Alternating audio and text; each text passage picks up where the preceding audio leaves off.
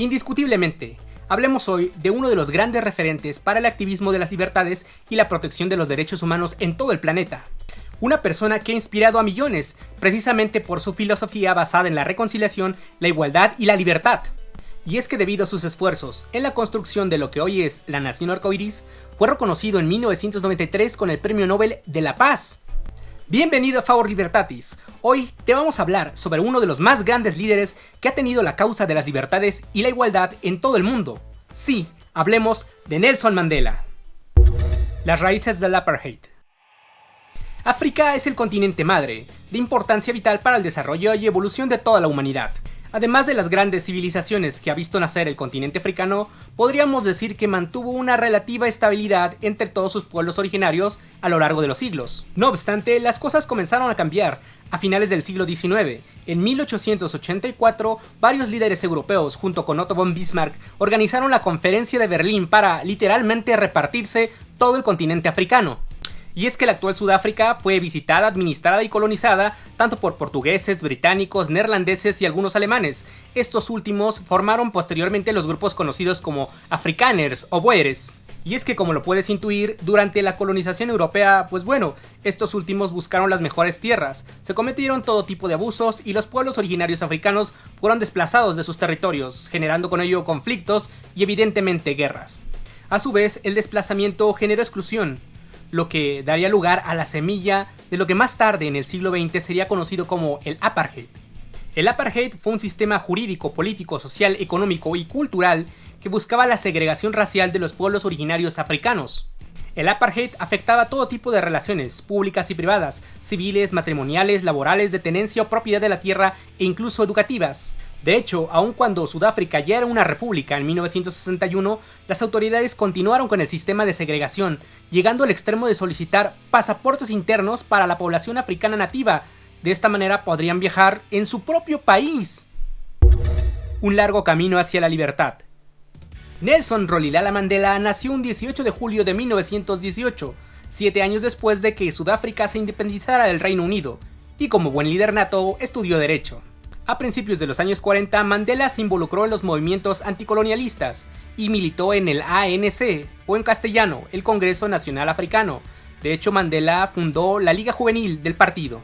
En 1955, y 10 años antes de la creación de los pactos internacionales que dieron lugar a la Carta de Derechos Humanos, en el poblado de Kliptown, el ANC presentó la Carta de la Libertad bajo los siguientes términos.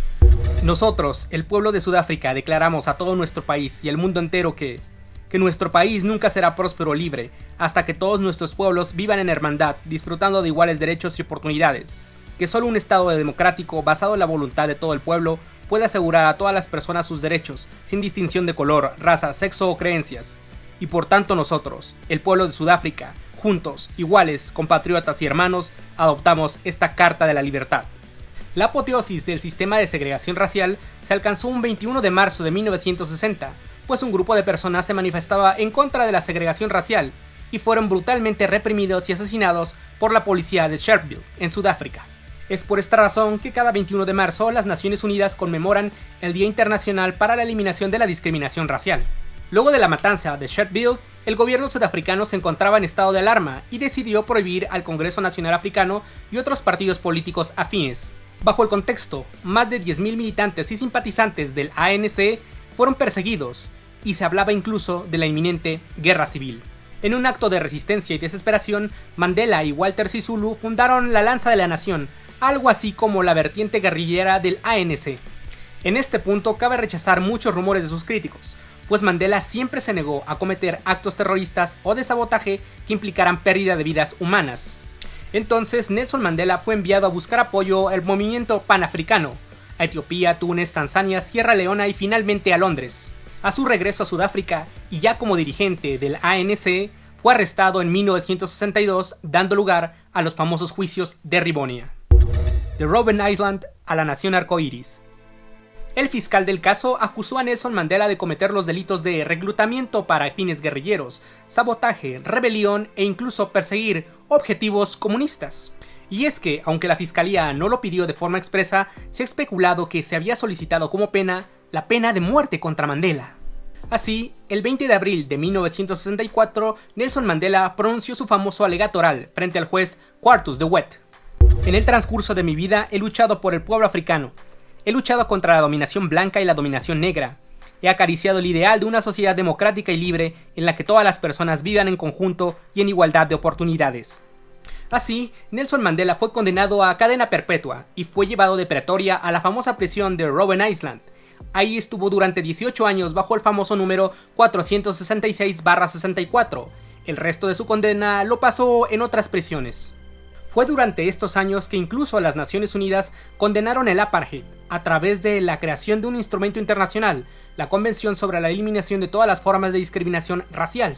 Con Nelson Mandela bajo reclusión, la presión internacional crecía y crecía. El gobierno sudafricano prácticamente era repudiado por las Naciones Unidas, Europa, Estados Unidos y muchos países latinoamericanos. Y es que prácticamente todo el planeta exigía la liberación de Nelson Mandela.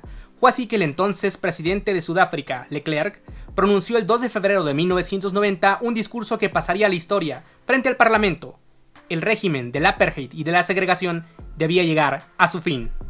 Entonces Nelson Mandela recobró su libertad, dando lugar a la etapa de la transición en la famosa CODESA, del acrónimo, la Convención para una Sudáfrica Democrática, que por primera vez abrió la pluralidad política y cultural en todo el territorio sudafricano.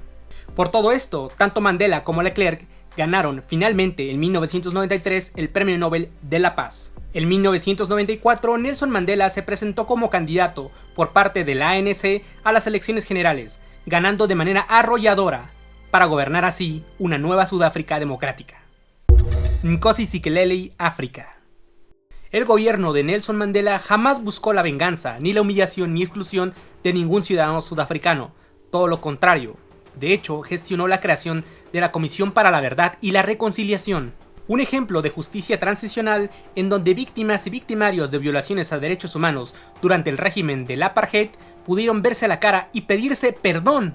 Tras las consultas públicas de la CODESA y luego de 3 años de negociaciones, un 10 de diciembre de 1996, vaya fecha, el presidente Nelson Mandela firmó la nueva Constitución de Sudáfrica.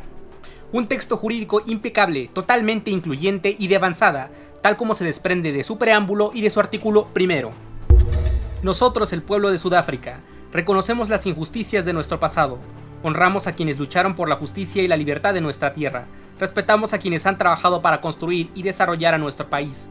Creemos que Sudáfrica le pertenece a todos, unidos en nuestra diversidad. La República de Sudáfrica es un estado soberano y democrático fundado bajo los siguientes valores: dignidad humana, el logro de la igualdad y la promoción de los derechos humanos y las libertades, sin racismo y sexismo, supremacía de la Constitución e imperio de la ley. Impresionante, ¿no te parece? Inclusive, la Corte Constitucional de Sudáfrica se encuentra construida sobre los escombros de la antigua prisión de Old Fort, y es que el mensaje es muy claro y poderoso. Sobre el que alguna vez fue un símbolo de represión, racismo y segregación, se alza la casa de la igualdad y la libertad, de manera tal de que ningún ciudadano sudafricano lo olvide, todo bajo los 11 idiomas oficiales de Sudáfrica. Y es que llegados a este punto es evidente que uno se emociona con el legado de Nelson Mandela. Es más, la unidad y la reconciliación por parte del gobierno de Nelson Mandela llegó incluso hasta la letra del himno nacional, verdaderamente impresionante.